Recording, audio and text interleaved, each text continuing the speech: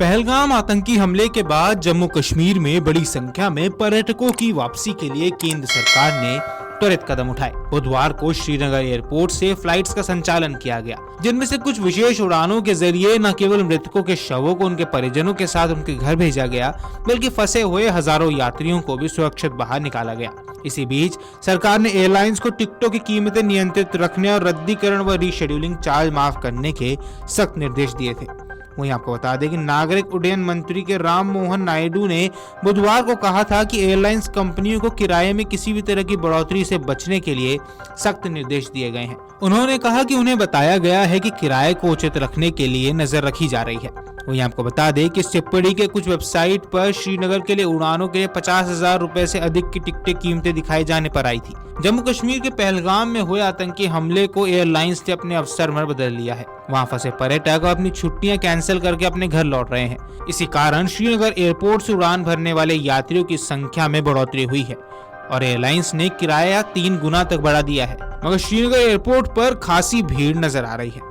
पहलगाम में टूरिस्टों पर आतंकी हमले के बाद कश्मीर में फंसे टूरिस्ट अब अपने शहरों की तरफ लौट रहे हैं। जम्मू हाईवे लैंडस्लाइड के कारण 5 दिनों से बंद था, उसे आंशिक रूप से खोला जा रहा है। ज्यादा टूरिस्ट ट्रैफिक जैम में फंसने का जोखिम उठाने के बजाय उड़ानों से अपने घरों की तरफ लौटने का विकल्प चुन रहे हैं। शुक्रवार को श्रीनगर एयरपोर्ट पर रेलवे स्टेशन जैसी भीड़ नजर आई। सामान की जांच से लेकर बोर्डिंग तक के लिए लंबी लंबी कतारें नजर आई। यात्री फ्लाइट छूटने के डर से तय बोर्डिंग टाइम से 1-1.5 घंटा पहले ही एयरपोर्ट पहुंचाए हैं। श्रीनगर से टूरिस्टों की फ्लाइट की बुकिंग का दबाव बढ़ने का फायदा भी एयरलाइंस कंपनियों ने खूब उठाया है। श्रीनगर से दिल्ली तक का किराया हमले के दूसरे दिन 25,000 तक पहुंच गया।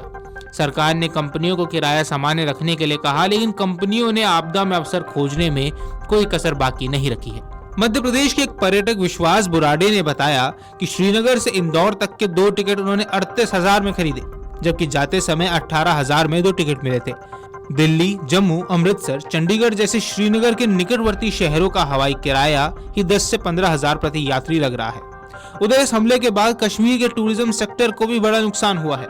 होटल, वाहनों की बुकिंग धड़ाधड़ कैंसिल हो रही है।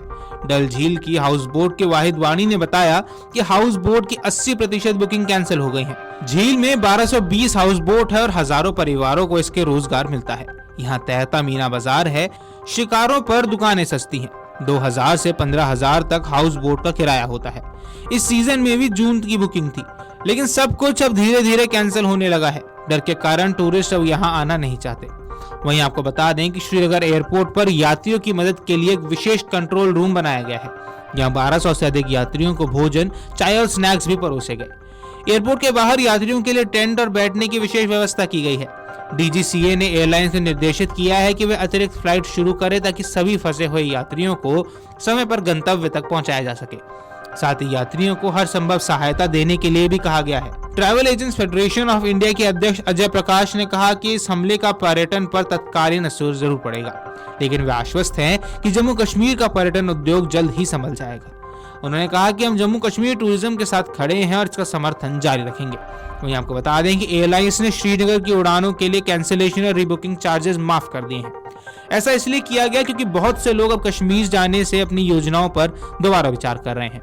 आपको बता दें कि एयर इंडिया और इंडिगो ने एक्स पर कहा था कि वे बुधवार को श्रीनगर से दिल्ली और मुंबई के लिए एक अतिरिक्त उड़ान चलाएंगे। उन्होंने ये भी कहा कि वे 30 अप्रैल 2025 तक इन सेक्टर्स पर कंफर्म बुकिंग वाले यात्रियों को मुफ्त में रीशेड्यूलिंग और कैंसिलेशन का पूरा रिफंड दे रहे हैं। हालांकि इसके साथ कुछ शर्तों के साथ कुछ सुविधाएं भी दी जाएंगी। Video desk amarujala.com। अगर आप ये वीडियो YouTube पर देख रहे हैं तो हमारे चैनल को सब्सक्राइब कर बेल आइकन दबाएं और Facebook पर देख रहे हैं तो हमारे पेज को लाइक करें।